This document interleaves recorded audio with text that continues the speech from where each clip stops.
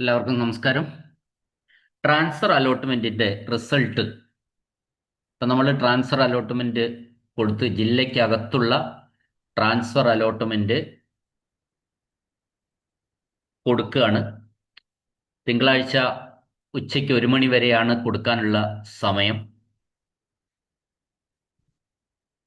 ആ result, transfer അലോട്ട്മെന്റിന്റെ result 28-ാം തീയതി എത്തും. ഇപ്പോൾ ഏറ്റവും കൂടുതൽ നമ്മൾ ഈ പുതിയ അഡീഷണൽ സീറ്റുകൾ വന്നപ്പോൾ, പുതിയ സീറ്റുകളൂടി വന്നപ്പോൾ ഏറ്റവും കൂടുതൽ തിരക്കേറിയ മലപ്പുറത്ത് 5000-ഓളം ഒഴിവുകൾ നിലവിൽ ഉണ്ട്. നമുക്ക് ട്രാൻസ്ഫറിന് ഇപ്പോൾ കഴിഞ്ഞ വർഷത്തേതിൽ നിന്നും വ്യത്യസ്തമായിട്ട് രണ്ടാം സപ്ലിമെന്ററി അലോട്ട്മെന്റിന് മുമ്പ് ട്രാൻസ്ഫർ അനുവദിച്ചിരിക്കുന്നത് കൊണ്ട് ഏകദേശം 35,000-ഓളം ഒഴിവുകളിലേക്കാണ് ട്രാൻസ്ഫർ നടക്കുന്നത് എന്നാണ് സത്യം. അപ്പോൾ അത്രയധികം ഒഴിവുകളിലേക്ക് ട്രാൻസ്ഫർ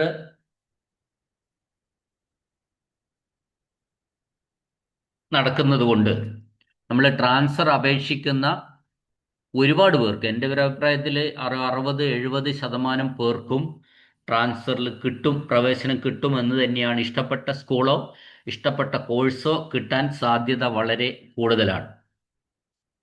അപ്പോൾ നമുക്ക് ഇതിലിപ്പോൾ ഇത്രയും, ഇപ്പോൾ ഒരു ഉദാഹരണം പറഞ്ഞാൽ, ഇപ്പോൾ മലപ്പുറത്ത് 5000, 4950 തൊട്ടടുത്ത് ഒഴിവുകളാണ് നിൽക്കുന്നത്. അപ്പോൾ അത്രത്തോളം ഒഴിവുകൾ നിൽക്കുന്ന സമയത്ത് നമ്മൾ ആ ഒഴിവിലേക്ക് ട്രാൻസ്ഫർ കൊടുത്താൽ എനിക്ക് തോന്നുന്നത് ഒരു 10-25,000 കുട്ടികൾക്കെങ്കിലും പ്രവേശനം കിട്ടും. കാരണം എന്താണെന്ന് വെച്ചാൽ, ഇപ്പം നമ്മൾ ഈ ട്രാൻസ്ഫർ എന്ന് പറയുന്നത് ഇതൊരു പുതിയതായിട്ടുള്ള നിയമനമല്ല. നിലവിൽ പ്രവേശനം കിട്ടിയിട്ടുള്ള കുട്ടികൾക്ക് മാത്രമായിട്ടുള്ള ഒരു സംവിധാനമാണ് ഈ ട്രാൻസ്ഫർ. അപ്പം നമ്മൾ ഒരു സ്കൂളിൽ നിന്ന് ഒരു കുട്ടി മറ്റൊരു സ്കൂളിലേക്ക് പോകുമ്പോൾ ആ കുട്ടി പോയ ഗ്യാപ്പിലേക്ക് വേറൊരു സ്കൂളിൽ നിന്നൊരു കുട്ടി വരും. ആ കുട്ടി വന്ന സ്കൂളിലേക്ക് വേറൊരു സ്ഥലത്ത് നിന്ന് വരും. ഇത് ചങ്ങലയായിട്ട് പോവാണ്. അപ്പോൾ 5000 ഒഴിവിലേക്ക് ട്രാൻസ്ഫർ നടന്നാൽ എനിക്ക് അപേക്ഷകരുണ്ടെങ്കിൽ 10-50,000 കുട്ടികൾക്കൊക്കെ പ്രവേശനം, ട്രാൻസ്ഫർ കിട്ടാൻ ഒരു ബുദ്ധിമുട്ടുമില്ല, ഇത്തരത്തിൽ ചങ്ങലയായിട്ട് പ്രവേശനം നടക്കുന്നത് കൊണ്ട്. പിന്നെ മാത്രമല്ല, ഒഴിവുകളില്ലാത്ത, ഇപ്പം 5000 ഒഴിവെന്ന് പറഞ്ഞത് ഓക്കെ, ഒഴിവുകളില്ലാത്ത സ്കൂളിലേക്കും ട്രാൻസ്ഫർ കൊടുക്കണം. അപ്പോൾ ഒഴിവുകളില്ലാത്ത സ്കൂളിലേക്ക് നമുക്ക് വിദ്യാർത്ഥികൾക്ക് ഇഷ്ടപ്പെട്ട സ്കൂളിലേക്ക് ട്രാൻസ്ഫർ കൊടുക്കണം. അവിടെ ഒഴിവുണ്ടോ ഒഴിവില്ലയോ എന്നൊന്നും കുട്ടികൾ നോക്കേണ്ട ആവശ്യമില്ല. അങ്ങനെ കൊടുക്കുമ്പോൾ അവിടെ ഉണ്ടാകുന്ന ഒഴിവുകളിൽ കുട്ടികൾക്ക് പെട്ടെന്ന് ട്രാൻസ്ഫർ കിട്ടാനുള്ള സാധ്യത കൂടുക ചെയ്യുന്നത്. അപ്പോൾ അതുകൊണ്ട് ട്രാൻസ്ഫറിനെ സംബന്ധിച്ച് പറയുമ്പോൾ നല്ലൊരു ശതമാനം ഈ തീരുമാനം, പിന്നെ ഏതായാലും വിദ്യാഭ്യാസ വകുപ്പ് എടുത്തിട്ടുള്ള ഈ തീരുമാനം സ്വാഗതാർഹമാണ്. എല്ലാം കഴിഞ്ഞിട്ട് ട്രാൻസ്ഫർ നടക്കുമ്പോൾ ബഹുഭൂരിപക്ഷം കുട്ടികൾക്കും ട്രാൻസ്ഫർ കിട്ടാതെ വരുന്നു. സ്കൂളിനടുത്ത്, വീടിനടുത്തുള്ളവർക്ക്, ഗ്രേഡ് കുറഞ്ഞവർക്ക് മാത്രം വീടിനടുത്തുള്ളവർക്ക് കിട്ടുകയും അത്യാവശ്യം നല്ല ഗ്രേഡുള്ള കുട്ടികൾക്ക് ദൂരെയുള്ള സ്ഥലത്ത് ട്രാൻസ്ഫർ കിട്ടുകയും ചെയ്യുന്ന ഒരവസ്ഥ കഴിഞ്ഞ വർഷം വരെ ഉണ്ടായിരുന്നു. അതിന് ഒരു പരിഹാരമാണ് ഇപ്പോൾ സെക്കൻഡ് സപ്ലിമെന്ററിക്ക് മുമ്പായിട്ട് ട്രാൻസ്ഫർ അനുവദിച്ചത് എന്നത്. അപ്പോൾ ഇതാണ് അതിൻ്റെ ഒരു. എന്നാൽ ഇത് നമ്മൾ ഈ ട്രാൻസ്ഫർ കൊടുക്കുന്ന കുട്ടികൾ മുഴുവനും കിട്ടും എന്ന് തന്നെ വിചാരിക്കരുത്. മുഴുവനും കിട്ടും. എന്താ അതിൻ്റെ കാരണം എന്താണെന്ന് വെച്ചാൽ, നമ്മൾ ചില സ്കൂളുകളുണ്ട് ഭയങ്കര ടൈറ്റുള്ള സ്കൂളുകൾ.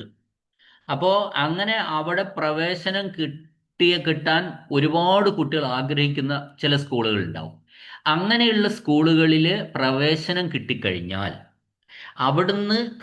അവിടെ ഒഴിവുകളും ഉണ്ടാവില്ല, അവിടുന്ന് കാര്യമായിട്ട് ആരും പുറത്തേക്ക് പോകാനും ഉണ്ടാവില്ല. അത്തരം സ്കൂളുകളിൽ ഒഴിവുകൾ ഏകദേശം പൂർണ്ണമായിരിക്കും. കാരണം എപ്പോൾ വന്നാലും ഓപ്ഷൻ അങ്ങോട്ട് കൊടുക്കും. രണ്ടാമത്തെ കാര്യം, അവിടുന്ന് മറ്റൊരു സ്കൂളിലേക്ക് ട്രാൻസ്ഫർ പോകാൻ ആരും ഉണ്ടാവില്ല. അപ്പോൾ ഫലത്തിൽ എന്ത് വരും? ആ സ്കൂളിലെ ഒഴിവുകൾ ചിലപ്പോൾ 1-2 അങ്ങാനും വന്നാലായി, അത്രേ ഉള്ളൂ. അപ്പോൾ അത്തരം ചില സ്കൂളുകളിൽ ട്രാൻസ്ഫർ, ഇനി എത്ര വേക്കൻസി വന്നാലും അത്തരം സ്കൂളുകളിൽ ട്രാൻസ്ഫർ കിട്ടുകയുമില്ല. അങ്ങനെ ഒരു പ്രശ്നവും ഇവിടെ നിലനിൽക്കുന്നുണ്ട്. ഒരു സാധാരണ ഇങ്ങനെയുള്ള ചില സ്കൂളുകൾ അപ്പോൾ അതിൻ്റെ ഒരു ഉദാഹരണം എനിക്ക് പറഞ്ഞുകൂടാ, അതുകൊണ്ടാണ് പറയാത്തത്. ചില സ്കൂളുകൾ അത്തരത്തിലുള്ള സ്കൂളുകളുണ്ട്. അപ്പോൾ കിട്ടാൻ ഭയങ്കര ടൈറ്റാണ്. കുട്ടികൾ ഏറ്റവും കൂടുതൽ ആഗ്രഹിക്കുന്ന സ്കൂളാണ്. നല്ല അക്കാദമിക നിലവാരം പുലർത്തുന്ന സ്കൂളാണ്. അച്ചടക്കത്തിലൊക്കെ വളരെ മുൻപന്തിയിലുള്ള സ്കൂളാണ്. പിന്നെ ഗതാഗത സൗകര്യമൊക്കെ പോയി വരാനും സൗകര്യങ്ങളൊക്കെ വളരെ കൂടിയ ഇത്തരത്തിലുള്ള ചില സ്കൂളുകളിൽ അതിഭയങ്കരമായ തള്ളാണ്. അപ്പോൾ അങ്ങനെയുള്ള സ്കൂളുകളിലേക്ക് പ്രവേശനത്തിന് കിട്ടിക്കഴിഞ്ഞാൽ കുട്ടികൾ പുറത്തേക്ക് പോവില്ല, വേറൊരു സ്കൂളിലേക്ക് പിന്നെ പോകുന്നില്ല. അത്തരം സ്കൂളുകൾ ട്രാൻസ്ഫർ കിട്ടാനുള്ള സാധ്യതയും ഇല്ല. അതും നമ്മൾ മനസ്സിലാക്കണം. ചിലപ്പോൾ വിചാരിക്കുക ഇത്രയും വേക്കൻസി വന്നല്ലോ, എൻ്റെ കുട്ടിക്ക് ഇനി ട്രാൻസ്ഫർ കിട്ടും, ആ സ്കൂൾ ഒഴിവാക്കാം, പുതിയത് പോകാം എന്നൊക്കെ വിചാരിച്ചാൽ വേറെ സ്കൂളുകളിൽ കിട്ടിയാലും ഇങ്ങനെ ചില സ്കൂളുകളുണ്ട്, അവിടേക്ക് കിട്ടാനുള്ള സാധ്യത കുറവാണ്. ഇപ്പം നമുക്കറിയാം, ഈ ട്രാൻസ്ഫർ കഴിഞ്ഞാൽ രണ്ടാമത്തെ സപ്ലിമെന്ററി ഇപ്പോഴും പ്രവേശനം കിട്ടാതെ നിൽക്കുന്ന കുട്ടികൾക്ക്, ഇനിയും തീരെ പ്രവേശനം എവിടെയും കിട്ടാതെ നിൽക്കുന്ന കുട്ടികൾക്ക് രണ്ടാം സപ്ലിമെന്ററി നമുക്ക് ഉപയോഗിക്കാം. അപ്പം രണ്ടാം സപ്ലിമെന്ററി അലോട്ട്മെന്റിന്റെ അപേക്ഷ ക്ഷണിക്കുന്നത് ഓഗസ്റ്റ് 1 മുതലാണ്. അപ്പോൾ ഓഗസ്റ്റ് 1 മുതൽ രണ്ടാം സപ്ലിമെന്ററിക്ക് അപേക്ഷ കൊടുക്കാം. ഈ രണ്ടാം സപ്ലിമെന്ററിയുടെ ഒരു പ്രത്യേകത എന്താണെന്ന് വെച്ചാൽ, ഈ പുതിയതായിട്ട് അനുവദിച്ച അഡീഷണൽ ബാച്ചുകളിലേക്ക് രണ്ടാം സപ്ലിമെന്ററിയിലാണ് പ്രവേശനം നടത്തുന്നത്. ഇപ്പോൾ ഒന്നാം സപ്ലിമെന്ററിയിലെ ആ അലോട്ട്മെന്റ്, അതായത് നമുക്കറിയാം 120 ബാച്ചുകൾ അനുവദിച്ചിട്ടുണ്ട്. ആ 120 ബാച്ചുകളിലേക്ക് ഒന്നാം സപ്ലിമെന്ററിയിൽ പ്രവേശനം കൊടുത്തിരുന്നില്ല.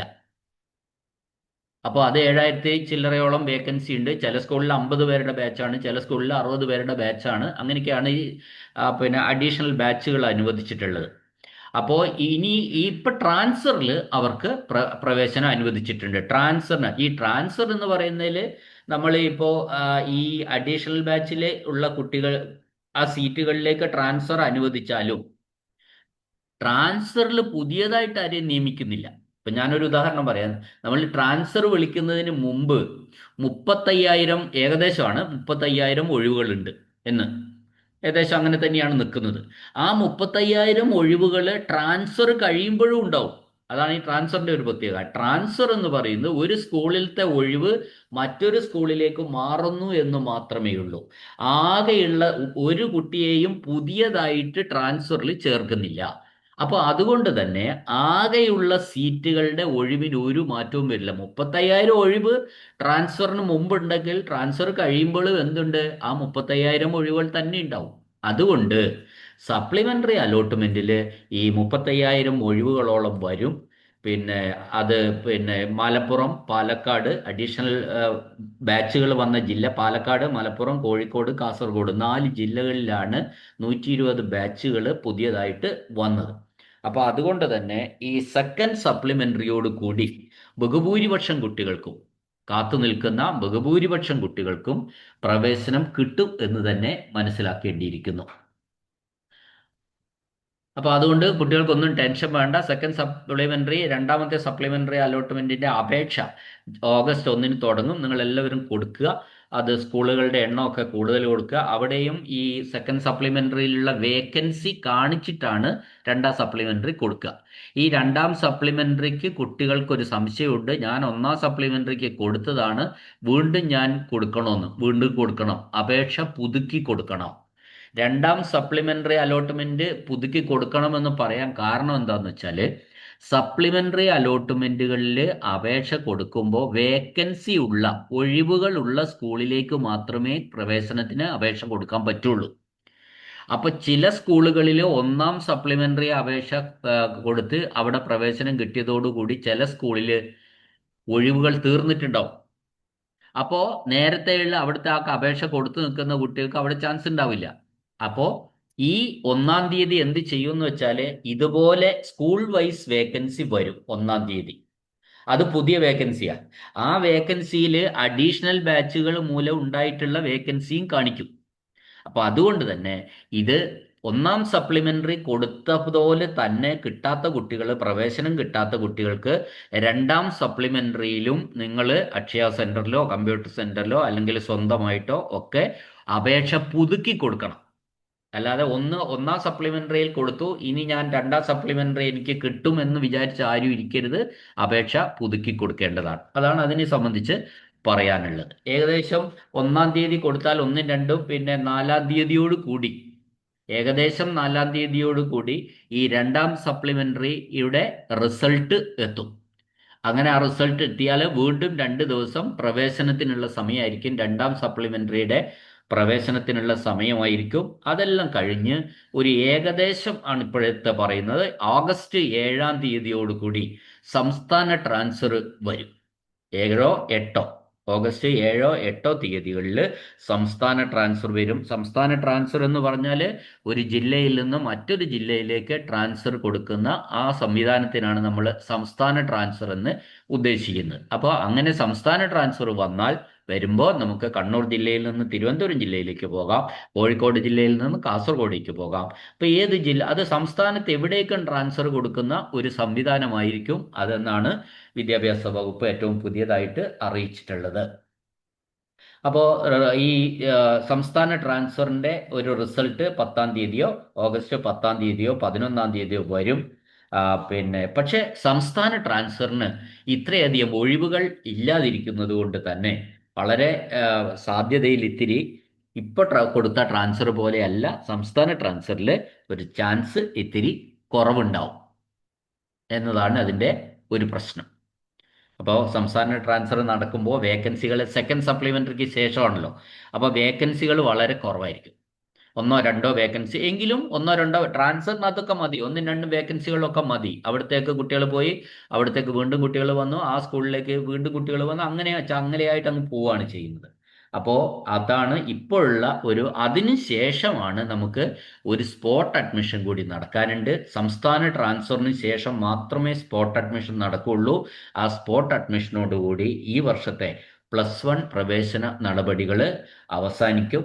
പ്രധാനമായിട്ടും ഇവിടെയുള്ള ഒരു പ്രശ്നം എന്താണെന്ന് വെച്ചാൽ, രക്ഷിതാക്കൾക്കും കുട്ടികൾക്കുള്ള ഏറ്റവും വലിയ ടെൻഷൻ എന്താണെന്ന് വെച്ചാൽ, പിന്നെ നമ്മൾ 10 ദിവസം താമസിച്ചേ നമുക്ക് ക്ലാസ്സിൽ പോകാൻ പറ്റുന്നുള്ളൂ എന്നതല്ല, മറിച്ച് നമ്മുടെ തൊട്ടടുത്ത വീട്ടിലെ കുട്ടി ദിവസവും സ്കൂളിൽ പോകുന്നു. നമ്മുടെ വീട്ടിലെ കുട്ടികൾക്ക് എവിടെ ഇതുവരെ കിട്ടിയിട്ടില്ല, എവിടെയും പോകുന്നുമില്ല. അപ്പോൾ അടുത്തുള്ള വീട്ടിലെ നാട്ടുകാരൊക്കെ ചോദിച്ചു തുടങ്ങിയിരിക്കും, ഇവൻ എന്താ സ്കൂളിൽ പോകാത്തെ? ഇതൊക്കെ വലിയ വിഷമങ്ങൾ സൃഷ്ടിക്കുന്നു എന്നുള്ളതാണ് എല്ലാ രക്ഷിതാക്കളുടെയും കുട്ടികളുടെയും ഒരു പ്രയാസം എന്ന് പറയുന്നത്. അപ്പോൾ അത് എല്ലാ വർഷവും ഇങ്ങനെയൊക്കെ തന്നെയാണ് നടക്കുന്നത്. കാരണം പ്രവേശനം കിട്ടിയാൽ മാത്രമല്ല, ഇത് ഓരോ ഘട്ടം കഴിഞ്ഞിട്ടല്ലേ അടുത്ത ഘട്ടം നടക്കാൻ പറ്റുന്നുള്ളൂ. ഇതെല്ലാം കഴിഞ്ഞിട്ട് ക്ലാസ് തുടങ്ങുമ്പോൾ ചില സബ്ജക്റ്റുകളൊക്കെ ഒരുപാട് പാഠങ്ങൾ പഠിച്ച് തീർക്കാനുണ്ട്, ക്ലാസ് എടുക്കാനുണ്ട്. അപ്പോൾ പാഠങ്ങൾ തീരാതെ വരും. അതൊക്കെ ആ പ്രശ്നങ്ങൾ ഒഴിവാക്കാൻ വേണ്ടിയാണ് നേരത്തെ തന്നെ ക്ലാസ്സുകൾ ആരംഭിക്കുന്നത്. എന്തു തന്നെയായാലും ഒരു 10 ദിവസത്തിനുള്ളിൽ എല്ലാ പ്രശ്നങ്ങളും 10-12 ദിവസം കൊണ്ട് പരിഹരിക്കുമെന്ന് നമുക്ക് വിചാരിക്കാം. ക്ലാസ്സുകൾ അപ്പോഴേക്ക് തുടങ്ങും. എല്ലാവർക്കും പ്രവേശനം കിട്ടട്ടെ എന്ന് ആത്മാർത്ഥമായിട്ട് ആഗ്രഹിച്ചുകൊണ്ട് നിർത്തുന്നു. നന്ദി, നമസ്കാരം.